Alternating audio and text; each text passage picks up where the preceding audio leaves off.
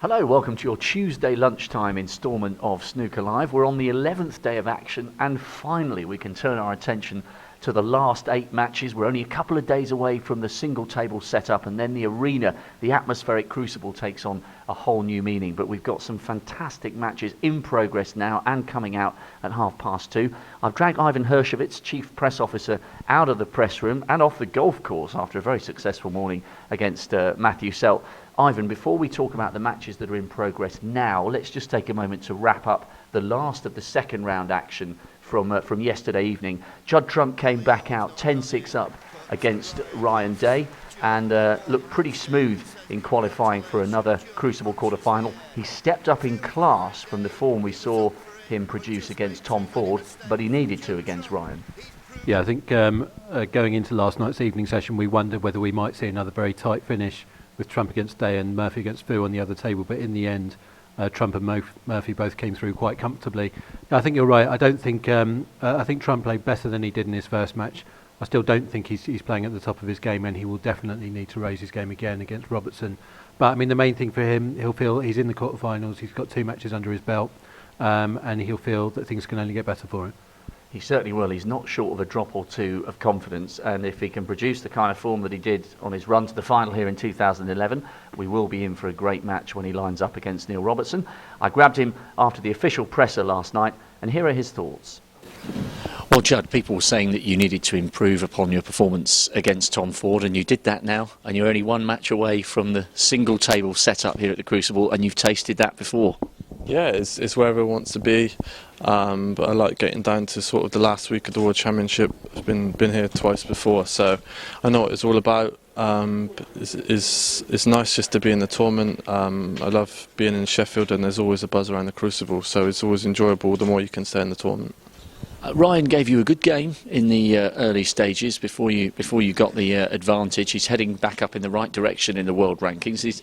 He's no mug to beat here at the Crucible. He's been in 3 quarterfinals before. Yeah, it was a tough game. I think Ryan's definitely a top 16 player. He's such a good striker of the ball, great long putter, got no fear. He just now and again he just misses an easy ball which you need to cut out at the top level. But yeah, he's dropped down the rankings the last season or 2, but I think he's definitely good enough to be in the top 16. Well, now we are getting down towards the business end of the tournament. There are some brilliant matches to come in the quarterfinals, as there always are, I suppose, every year. But you against Neil Robertson, that is one that the neutrals are going to want to watch. Yeah, it should be a cracking game. We've got a bit of a contrast in style. Neil's a little bit more negative than I am. I just like to sort of get on with it. So it's good. It's good for the fans. We're both good long putters, and there's going to be a lot of chances created of long putting, I think. What about the 100 centuries in a season? A lot of people are making a lot of it, but it would be a special moment, and if it's going to come, it might come in the match against you. Yeah, there's a great chance of him making it against me. It will be a brilliant achievement for him. Either way, whatever way you look at it, no one's ever done it before, so it's always good to set records in snooker. And just give us an indication finally, what is so special about the 1 table setup here? Because you thrived when you got there 3 years ago en route to the final, the great final against John Higgins. The arena feels different when you're down to the single table. What is unique about the Crucible and getting down to the last 4? It's just the atmosphere when you get down to 1 table. Everyone seems to just know what they're doing. Like everyone's just buzzing then. When you start getting people shouting out and stuff, it gets you involved, and gives you some nerves, and the standard just rises. You just want to play your best. You know that there's sort of a lot of people watching on TV, and you're at the pinnacle of your sport then. Do you take confidence into the match against Neil, despite the fact that he's playing so well at the moment, that you have been to the single table setup before? Does that give you the belief you can be there again? No, I don't really take anything from previous seasons, but I've got a good record against Neil. He's not going to enjoy playing me. I'm just going to go out and play my game and hopefully win. We can't wait to see it. Well done today. Thanks. Thank you. Cheers. Well, that really is going to be a fantastic match when they come out live on the BBC at around about 2:30 in just an hour and a quarter's time, Ivan. Funny dynamic with that one, because Judd is such a great player to watch, and yet, as he mentioned in that interview, he's going to start that quarter-final as the underdog, because the form that Robertson's producing at the moment is incredible. Yeah, I mean, we were both in Chengdu in 2012 at the International Championship when Trump beat Robertson in a fantastic final there, became #1 in the world, and you wondered, is this the start of the Trump era? And I think it would be fair to say that over the last 18 months since then, he hasn't gone on to fulfil that expectation, whereas in the same time, Robertson has become the #1 in the world, certainly the most consistent player in the world over the last 2 years. And the form that Robertson showed in recent months, he won the UK Championship this season, the Wuxi Classic. This incredible ton of tons that he's going for. He's been brilliant in his first 2 matches here, and so he definitely starts favourite against Trump. But yeah, perhaps that might play into Trump's hands, that he feels he's got nothing to lose. Yeah, he certainly won't be intimidated by Neil. The other match which wrapped up last night was the one Ivan alluded to a moment or two ago. Shaun Murphy against Marco Fu. They resumed with Shaun leading 9-7. And he was able to finish off the match against the man full of Eastern promise, 13-8 in the end, and a good performance from Shaun Murphy. And we know, of course, not only has he won the title in 2005, he's done the UK, he's in a very small group of players to have won both. He's a class act. He comes here with confidence after winning the World Open, and he will surely believe that he has got a chance against Ronnie, despite what he was saying in the press conference yesterday. Yeah, that was an interesting bit of kidology, I think, that he really went out in that press conference to say that Ronnie is the massive favourite, Ronnie's the best player in the world when he plays his best, so difficult to beat. Shaun even said that if he was in the crowd, he'd probably be supporting Ronnie. Whereas a couple of years ago with Shaun, you might have seen him, I don't think you would have seen him say that. So it was an interesting bit of psychology there. But yeah, I think Shaun will feel much better about himself, having got those 2 wins under his belt within the last few months: the Gdynia Open in Poland, the European Tour event, and then the big one, the Haiku World Open, his first ranking title in 3 years. I think if he hadn't won those 2 titles, he would have been quite low on confidence coming into Sheffield. But now, even if he loses to Ronnie, he's still had a good season. So I think again he'll go into it with a lot of underlying belief that that he's got a chance. Well, despite the fact that he was talking his chances down, we grabbed a word or two with him last night after that press conference. Shaun into the quarterfinals with victory over Marco Fu. How does that feel? Yeah, it's fantastic. It's we all pay our entry fee. We all come to these tournaments to try and do the best we can, and to get to the quarters, I'm really pleased about. But I'm not halfway yet. There's a long way to go. That was a match that certainly seemed in the balance, particularly after the first session. So what made the difference after that? I think the first 4 frames last night, where I pulled ahead 8-4, really broke the back of the match. And although Marco pulled to within 2, 9-7 overnight, I really felt today that if I got 3 ahead, that I felt in good fettle and good form, that I could get to 13 first, and ultimately that's what happened. How do you feel you're queuing at the moment? I'm really pleased with my game at the moment. I'm in a really good place with my own game, with myself, and I'm really enjoying my snooker. Having had a few barren years, I've really kept the work ethic up. I've really been putting the time in, and whatever happens now in the next round, it's so rewarding to see good snooker again. And now it's Ronnie O'Sullivan at the Crucible. It couldn't be a bigger stage than that, could it? This doesn't get any bigger for any snooker player now. Ronnie O'Sullivan, defending champion at the World Championships in the Crucible Theatre. This is what it's all about, and it'll be a great chance for me to just see just where my game is against arguably the best player ever. How are you going to approach the game? Is it just a question of going for your shots? Yeah, all I can do is go out and try my best and do my thing, and if I get some chances, I'll go for my shots like I have been doing sort of since Christmas. It's worked well for me this year so far, and if I get a chance and can take my chances, then who knows? Thanks, Shaun. We look forward to tomorrow. Shaun Murphy will absolutely come out of the traps all guns blazing against Ronnie O'Sullivan, despite the fact that he is playing down his chances. He's a class act, and he'll give it absolutely everything against the Rocket. Now, if you've been following the championship for the last few days, or indeed since we began a week ago, Saturday, which seems like a lifetime ago, you may remember that the middle Sunday is the Paul Hunter Foundation Day, where we remember Paul so fondly from his great achievements at the Masters and the great work that's being done through the Paul Hunter Foundation to inspire and find the next generation of snooker players. Here's a name that you do well to remember: 7-year-old Wesley Cooper. He was playing against Steve Davis in a best of 60 seconds. We gave him a little bit more time than that, owing to his lack of height and the fact that he had to use a crate to take his shots. A fantastic lad. Apparently he has played against Stephen Hendry in a Legends match here at the Crucible in front of 1,000 people, full of confidence, a lovely queuing action on him. I know Mukesh, who used to manage Mark Selby, has been talking about Wesley and what a great talent he is. So we managed to chat to him, got down on his level and see how he got on in front of the cameras. You'll be able to tell from this, he is not shy of confidence, this boy. So, what was it like playing Steve Davis? Well, nervous because playing Steve Davis like professional in front of quite a lot of people is quite nervous. Well, you did quite well. You got 5 in. Were you expecting? Did you think you might get 5? Not really. It's a tight table.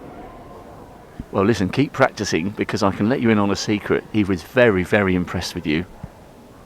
Yeah. Okay. Well, later on the Sunday afternoon, he came in to watch his first session of a World Championship, and I introduced him to the crowd from his seat. His dad had to hold him up, and he was waving to everybody.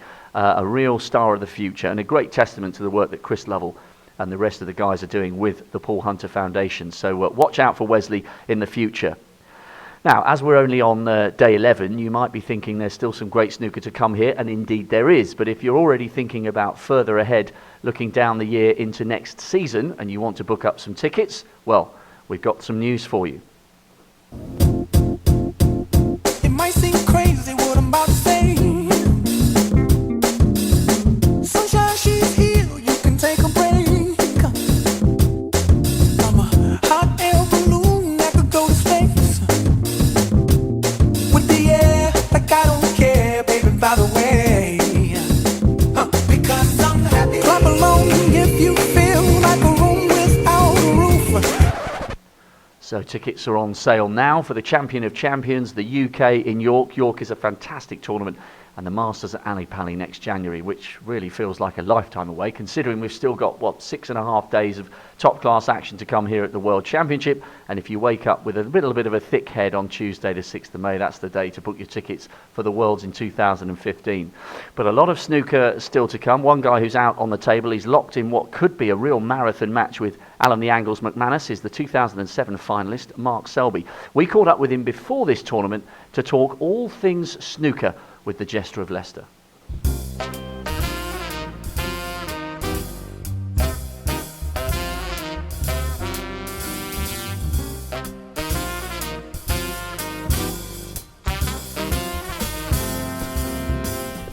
Oh, chopper chop. Thank you.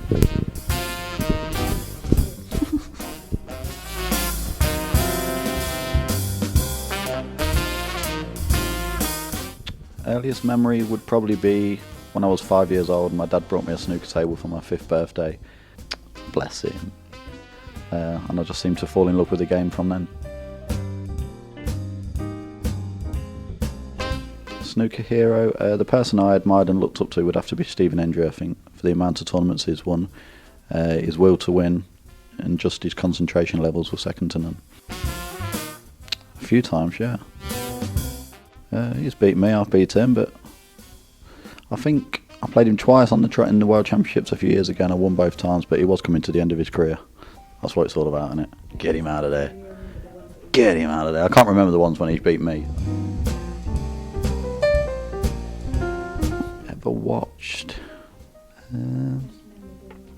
Probably O'Sullivan and John Higgins in the final of the Masters a few years ago, when John cleared in the last frame with 60 something to win 10-9. That's the one what really stands out for me. Anything before that I can't really remember that far back. Possibly Alzheimer's kicking in. Sorry, what was that last question?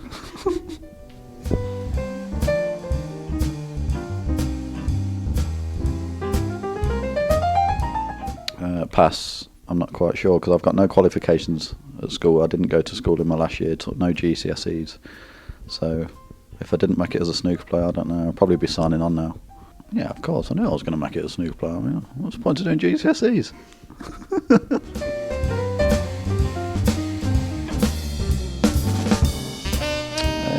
Well, in the last 2 years or longer since Barry Owens took over, it's gone from more or less not being a tour no more to now obviously flying here, there and everywhere all around the world. In the future I can probably see more tournaments going to China. We're there 5 or 6 times a year at the moment now. And long term I think probably at one stage or the other the World Championships will be there in China.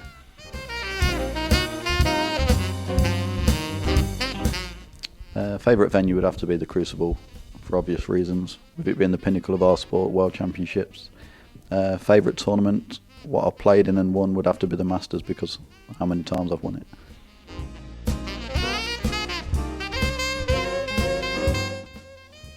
Met the game a lot easier. Bigger pockets, yeah. Smaller balls.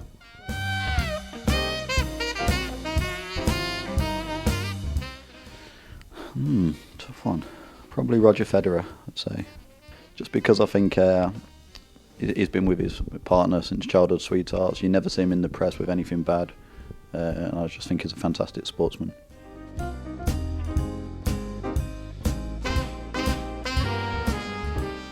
Yeah, every now and again, like sing a little bit on karaoke. You know, snooker's getting in the way, but sometimes, yeah. Well, fitted, isn't it? No, just a normal one. No, nothing like outrageous, like Murphy with Superman or anything like that. I'm like low key, aren't I?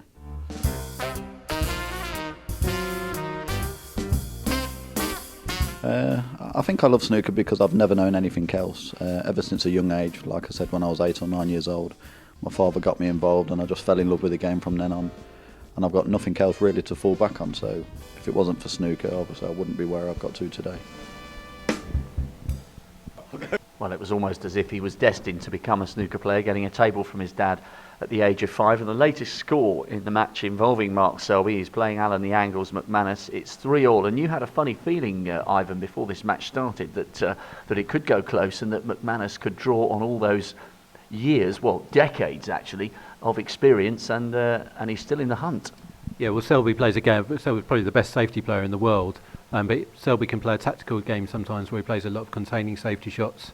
He tries to make other players get them frustrated, which is what Ali Carter said after their match. The Carter felt that sometimes he was forced into taking on shots and ended up making mistakes. But McManus will play that game all day long. You know, he'll match Selby shot for shot in that department, and so we could see a few long frames, but it'll be an intriguing battle for sure. It certainly will. A slight contrast to the speed with which the match is being played on the other half of the arena, where we've got Barry Hawkins up against Dominic Dale, and as we speak at the moment, we have Barry in the balls leading 5-2. So Dominic, a little bit of work to do. We were all talking in the press room yesterday about how Dominic sometimes doesn't get the credit his performance and his record deserves. He's a 2-time ranking event winner. Only around, 25, 24 players have ever won more than one ranking title. Again, you could argue he's had an easy draw, beating Mark Davis and Michael Wosley and not having to face Ding to get through to the quarter-final. But if he can somehow get on the, get on the heels of Barry Hawkins, the match isn't over. No, that's true. Although I think Barry Hawkins is another one who sometimes goes under the radar and perhaps doesn't get the credit he deserves. You know, World Championship finalist last year, just won the Players Championship. Looks like he's in position to get to the semi-finals again. So Hawkins is a very dangerous opponent and a very solid competitor. Looking good at the moment, Barry Hawkins in the balls, and looks like he could potentially, although a little shake of the head there, looks like he could finish this session 6-2 up. So when these guys come off the table, well, hold on to your hats for an unbelievable quartet about to emerge at 2:30. Ronnie O'Sullivan, of course, up against Shaun Murphy. They've both won the world title. They've both won the UK. Shaun has talked his chances down, but he will be seriously fired up for this. Yeah, I mean, has there ever been a better session of snooker in store than this afternoon at the Crucible? A great match. I think both players will feel like, this is what you play snooker for. Even Ronnie, for all the years that he's been around and winning 5 world titles, he'll still be massively fired up for this and he'll be loving it. And for Shaun, as we were saying, it's a chance for him to take on the best and to try and prove himself. And on the other half of the table, on the other half of the arena, we've already touched on Judd Trump against Neil Robertson. Unbelievable yesterday when the final black on the penultimate frame, I think it was, from Robbo just didn't drop. He gasped, the crowd gasped. I think Stephen Hendry gasped in the commentary box. We couldn't believe that moment just didn't quite happen with the other half of the arena empty, that the stage was set. But surely the way they both played a game, even if he's not consciously thinking about the 100th century, he's on 99, and if he plays like he did yesterday, he will get a chance to cross that milestone finish line. Yeah, I'm sure it will happen. And for Neil, it would have been nice to have done it at the end of the match yesterday because, like you say, the whole arena was watching. It was the end of a match. And it would have been good for him just to get it out of the way, and then he can just concentrate on winning frames and trying to win the tournament. But like you say, I'm sure, I think he'll be very conscious of not trying to force it. Not, when he's on 40 or 50 and there's a difficult ball, he'll treat every frame with respect, and he'll just wait for that opportunity to come along. But over a best of 25 match, surely it will come sooner rather than later. Well, I know many neutrals will be hoping so, and they'll be hoping that that's a great match as well, as indeed O'Sullivan against Murphy should be. Well, there's no excuse for not joining the BBC live at 2:30. The second two quarterfinals get going in style here at the Crucible. Hold on to your hats. They both could be absolutely electric. That's all from us for now. We'll be back at tea time with more Snooker Live. In the meantime, bye-bye for now.